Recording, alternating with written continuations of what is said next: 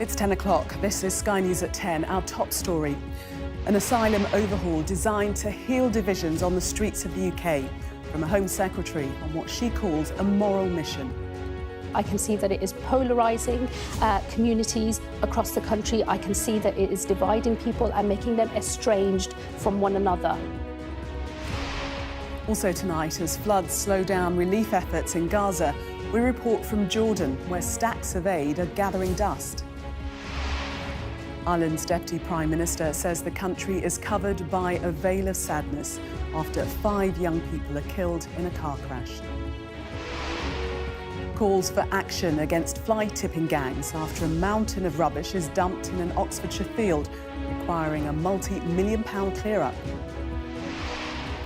Plus, a Troy Parrott hat-trick sealed a remarkable comeback for the Republic of Ireland as they earn a place in the World Cup playoffs. And we'll take a first look at tomorrow's front pages in our press preview from 10:30.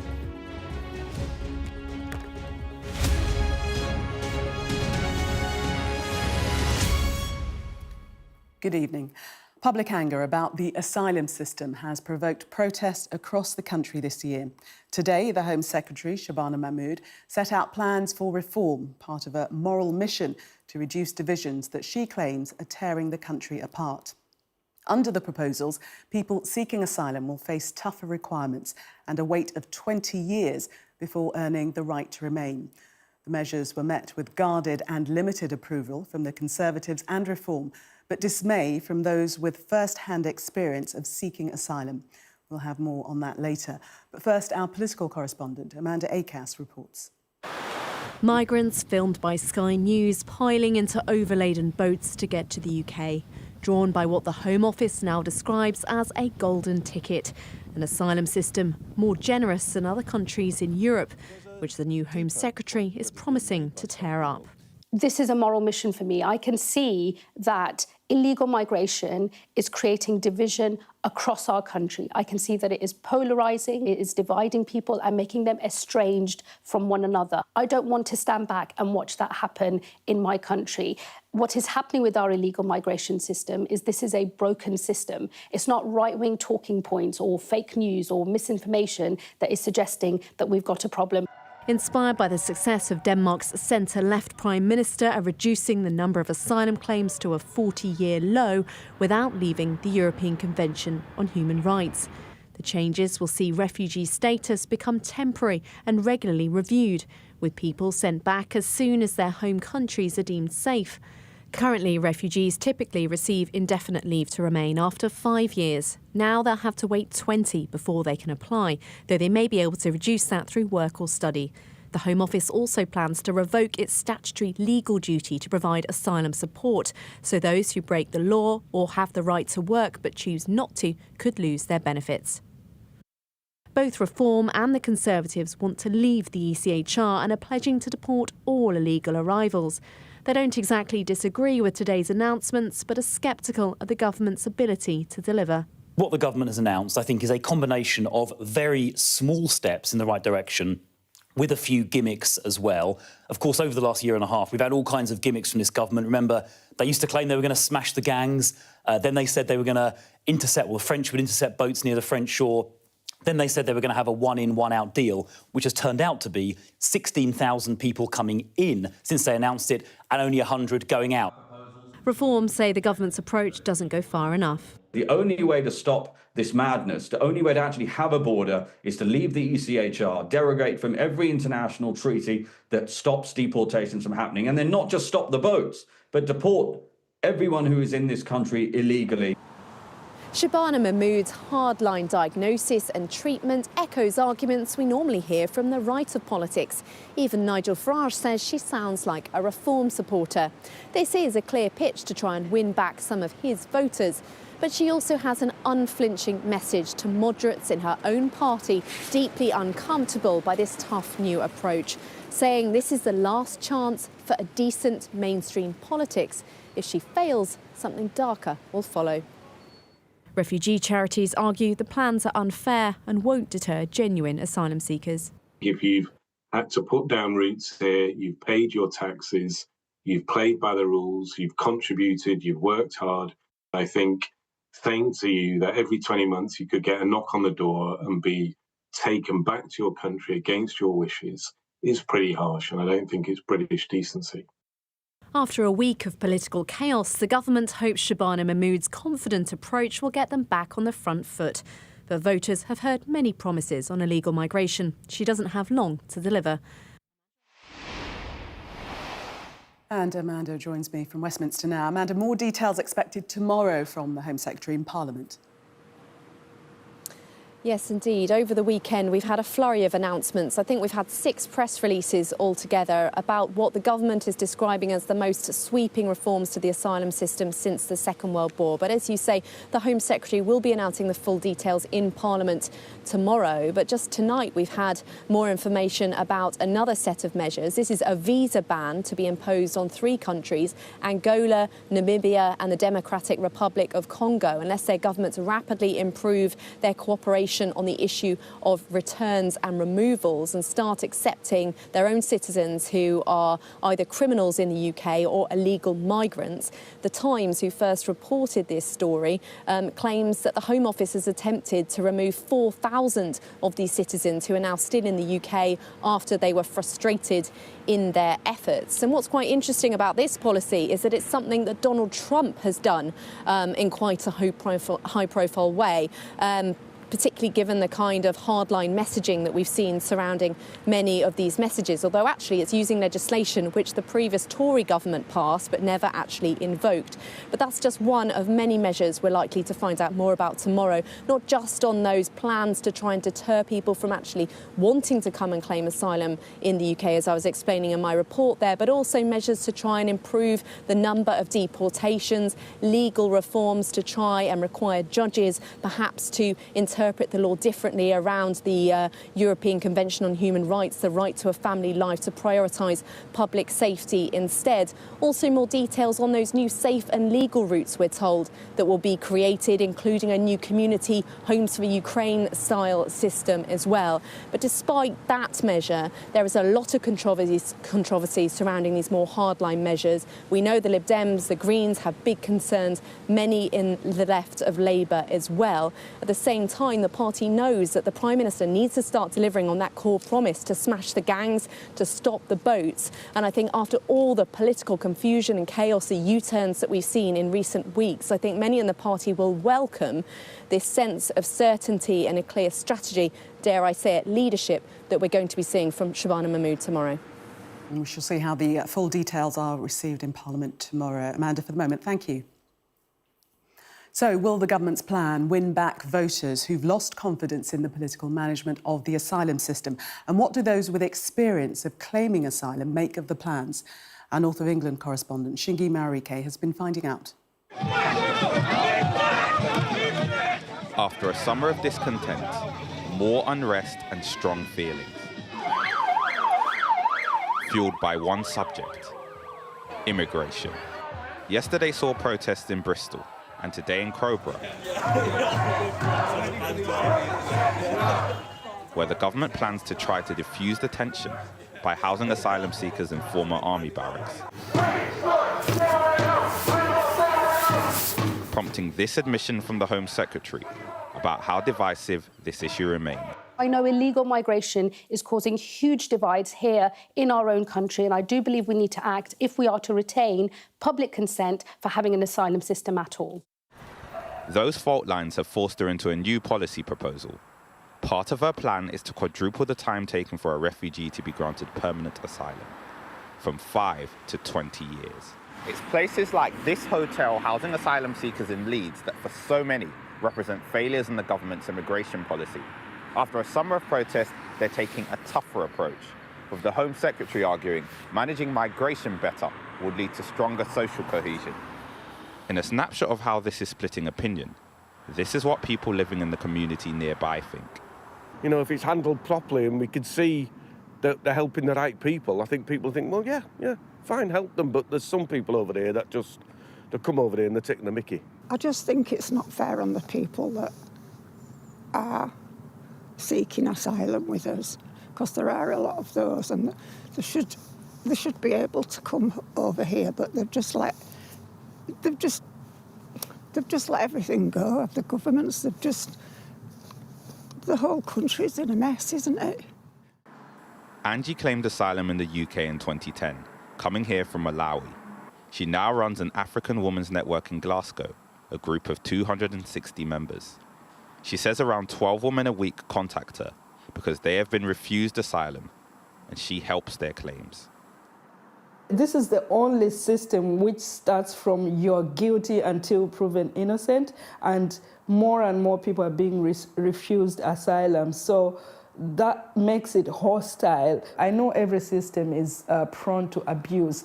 We cannot avoid that. But there are so many people that mean well to contribute to this country. And, you know, putting all these restrictions in place, it's something that's going to be a disadvantage to the people that are coming in and also to the UK economy and the society in general. John is a community activist in Leeds. He also works with asylum seekers. He says the government's position lacks understanding and empathy. He had this message for Shabana Mahmood. She should understand the journey, but also she should apply compassion and policy, not responding to fear. I think integration is a two-way street.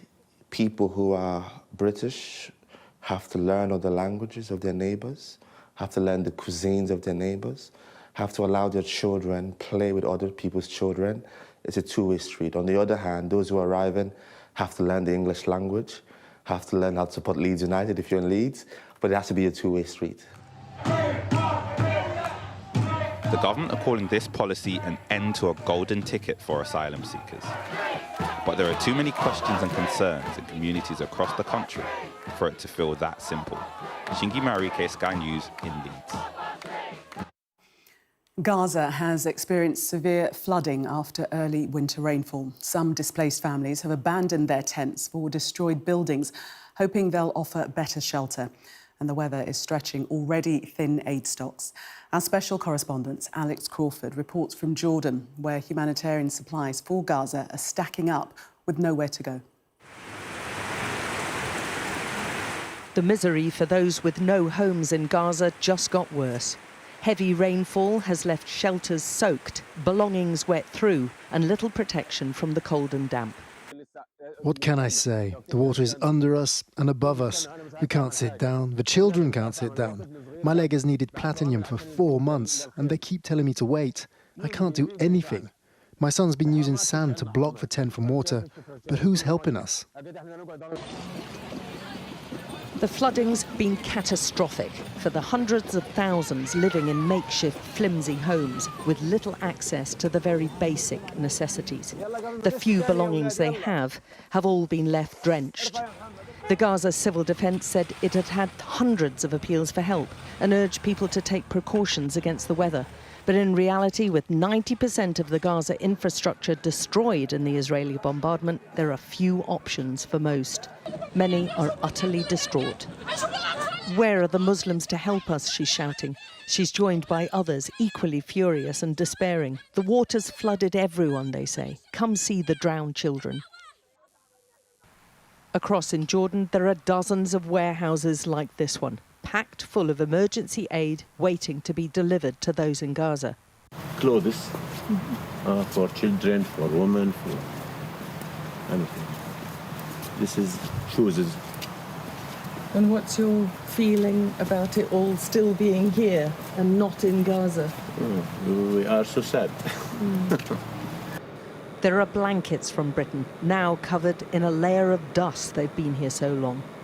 Aid is poured in from all around the world, including even hospital stretchers waiting to be used.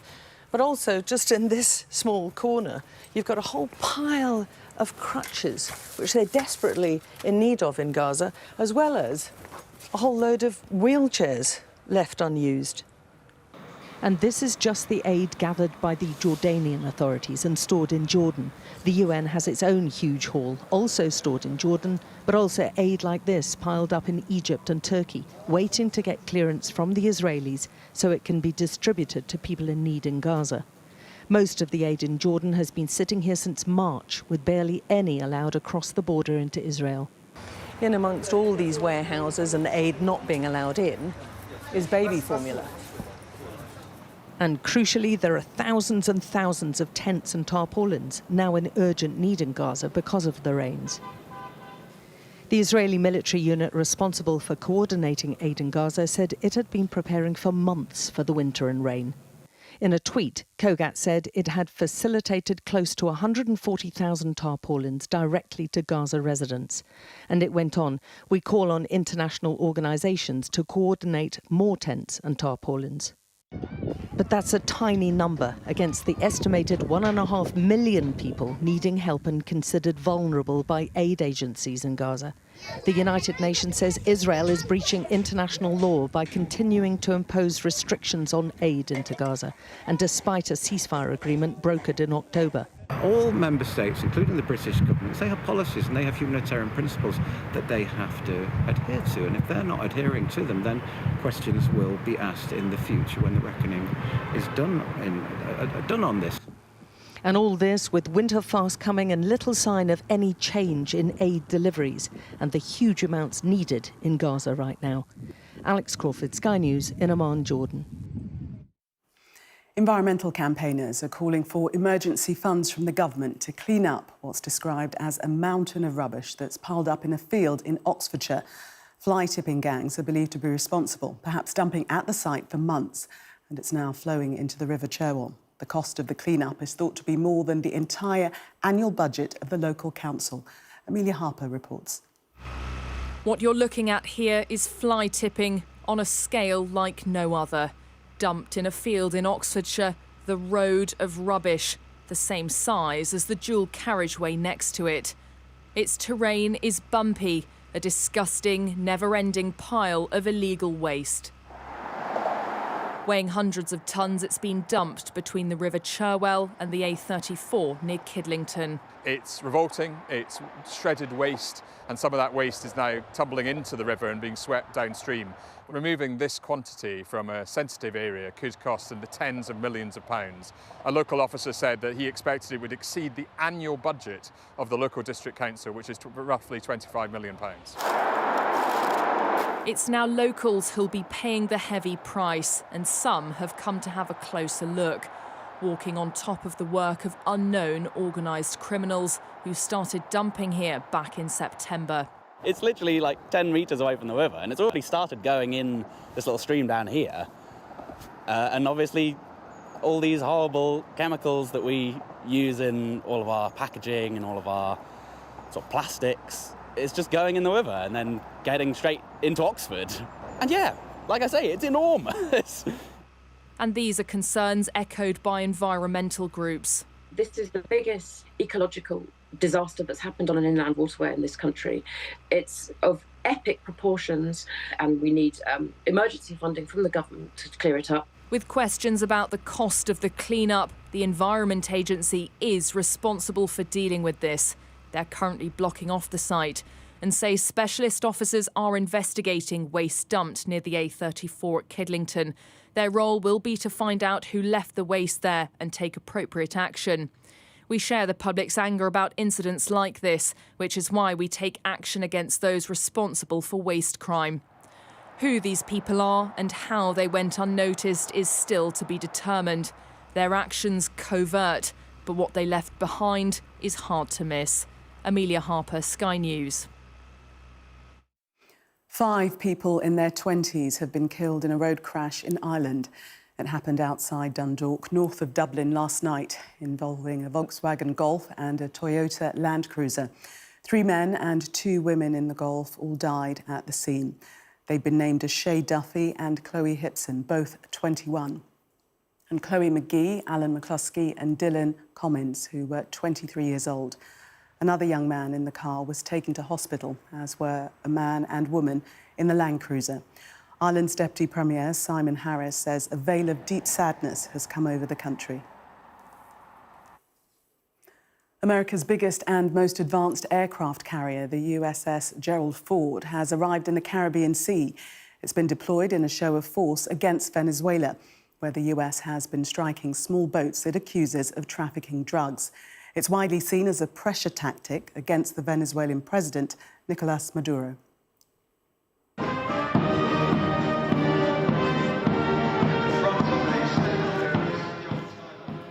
A remembrance ceremony was held at the Cenotaph in Whitehall today to honour Jewish men and women who've served in Britain's armed forces. It's an annual event with special significance in 2025, 80 years since the end of the Second World War. So-called Gen Z protests have reached Mexico, where thousands of mainly young people have turned out in the capital to rally against crime and corruption. It's the latest of several countries to see demonstrations this year, organised and led by the generation now aged from their early teens to late 20s. Emma Birchley reports. The protesters turned out in their thousands, filling the streets of Mexico's capital. Together demanding change and an end to crime and corruption. For the most part, it was peaceful.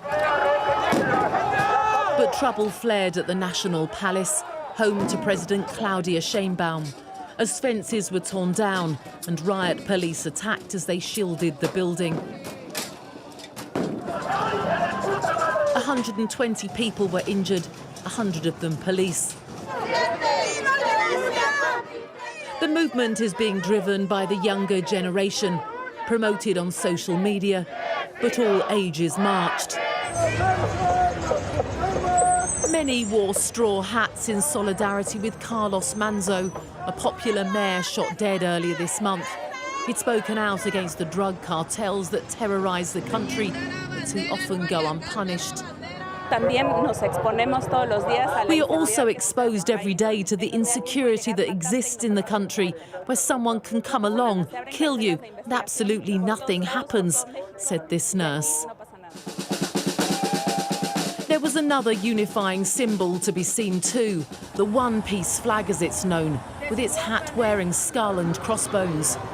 A global sign of a protest movement gaining momentum. In Nepal, a ban on social media in September prompted demonstrations that ultimately led to the resignation of the Prime Minister. And in Madagascar, the president was toppled after similar action there. The mayor of Mexico City condemned the clashes as a violent expression that violates the rights of others. 20 people were arrested. But it's unlikely to be the last mass protest driven by rage and frustration. Emma Birchley, Sky News. Apple's virtual assistant Siri was one of the first mainstream efforts at integrating AI technology into a product. Now one of its inventors has told Sky News that people should handle AI with care and avoid over-reliance on it. Here's our science and technology reporter, Mickey Carroll. When it comes to AI, the message has been clear: handle with care. But are we at risk of becoming too cautious and falling behind? AI is like a jazz band, improvising, learning, and making life a little more groovy. Let's keep the beat going. This week, many of the tech world's biggest names gathered in Lisbon for Web Summit. It's a sprawling showcase of the latest technology and ideas. Well, it's an AI assistant that lives inside your necklace. We developed a bionic prosthetic knee, and it's autonomous. It's the first passive grenade in the world. And the buzzword on everyone's lips was agentic AI, systems that can act for themselves. So an agent basically senses the world, looks at the context, and is able to make calls to various different tools in order to fulfill some goals. And they come with risks because they can act independently. Since the likes of Sam Altman and Elon Musk released these huge large language models, there have been really existential questions asked. Are we going to remain in control of AI? And are we becoming too reliant on it? Well, one of the inventors of Siri, the original AI agent, has told me it's on us to make sure that we don't hand over too much trust. People are over-trusting these systems and taking their responses on face value. It is incumbent upon all of us to learn what are the boundaries, the art of the possible, where we can trust these systems and where we can't. That's a message that many of us already seem to have heard, but some say we've taken that caution too far. In Europe, we might be over-indexing on this question still a little bit more. I see definitely a much larger risk in Europe being left behind in the AI race. And I do not believe personally that technological progress can be stopped in any way. So I think it is more of a question, how do we pragmatically embrace what is coming ahead? As AI continues to evolve, the question for all of us may be how to stay safe without standing still. Mickey Carroll, Sky News from Lisbon. Time now to get the very latest sports news with Joe. Staying connected is vital for business. Sky Business sponsors this report.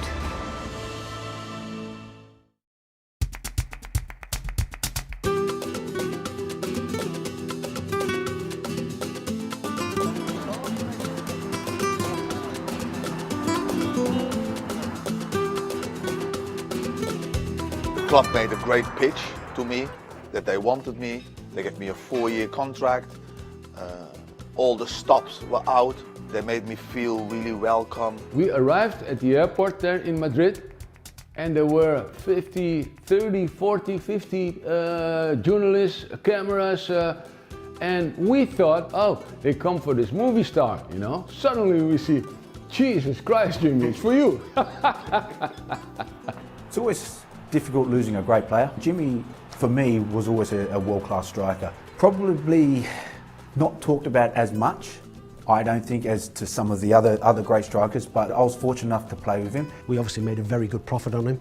If you just take the business transaction, not the football emotion, the transaction was a good deal because we bought him for 2 and we sold him for £12 million. In 2 years, got 6 times their money. I was not a big earner at the time at the club.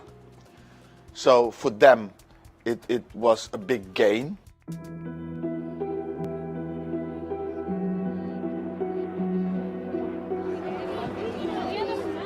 He's settling into his new surrounds, the player renamed Judas Floyd Money in the Bank when he was drummed out of Ellen Road.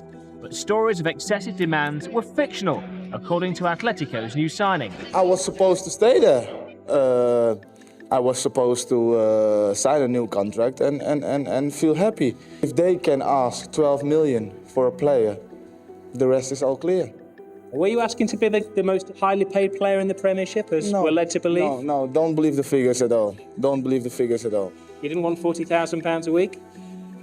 It'd have been nice, but is that what you were demanding? That's not what I asked. Reading the text last night, that was nothing about money from his agent. Well, Jesus, lads, honestly, if that wasn't about money, I don't know then. Maybe I'm getting it wrong when he said me there. A lot of you have written good articles about it. And all I'd like to say is that I've seen quotes of 45,000. I think you're being modest to Jimmy on that one, honestly. I wouldn't like to say, but I think you'd be disappointed if you're only saying that, honestly. Did you feel you had to speak out publicly for the club? Yes, you have, because we didn't want to sell a top player.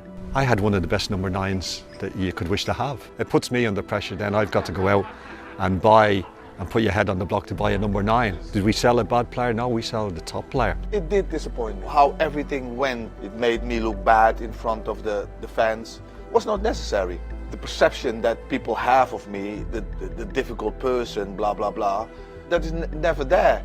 I would have tried to find a solution. What we didn't do is say he was a difficult character. I think we alluded to his desire for more money, or other people can put words around what you attribute to people who are just desperate for cash, and we couldn't afford it given we'd found him in the first place. Maybe naive on my part to believe that players wouldn't have the head turned for cash. So yeah, it was difficult, and I understand why Jimmy would think that we publicly probably let him down. Sky Business sponsors this report. Well, that was Sky News at 10. Coming up, we'll take a first look at tomorrow's newspapers in the press preview. When we come back, I'll be joined by the broadcaster and financial analyst, Albi Amankona, and the political correspondent for Politics Joe, Eva Santina Evans. Amongst the stories we'll be discussing this on the front of The Guardian. Their headline, most sweeping reforms to asylum rules in a generation. We'll be back. Do stay with us.